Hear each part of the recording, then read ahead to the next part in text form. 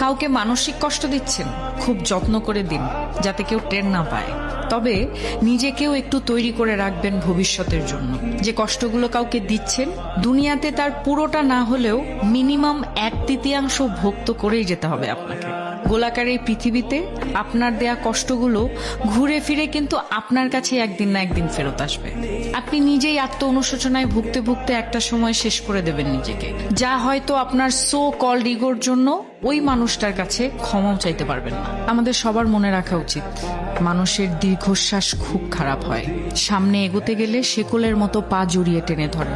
ভালো থাকুক আমাদের চারপাশের মানুষগুলো। ভালোবাসার মানুষ, ঘৃণার মানুষ, কাছের মানুষ, দূরের মানুষ সবাই ভালো থাকুক।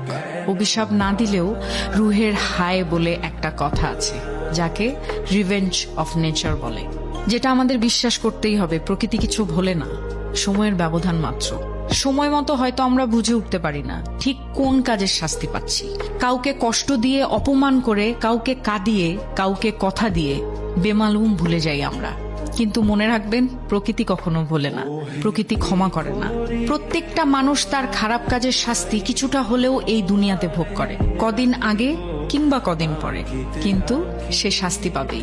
এমনকি এই মুহূর্তে আপনি যার সাথে ইচ্ছাকৃত অন্যায় করে নিজেকে জয়ী ভেবে বেশ ফুরফুরে মেজাজে আছেন, মনের আনন্দে ঘুরে বেড়াচ্ছেন, অপর পাশে সে হয়তো প্রতিবাদ করবে না, কিন্তু তার নীরবতা, কষ্ট থেকে আসা দীর্ঘশ্বাস আপনার সাথে বোঝাপড়াটা সঠিক সময়ে করে নেবে। কারণ উপরওয়ালা কাউকে ঠকান না, তিনি কারো একার নন, তিনি সবার।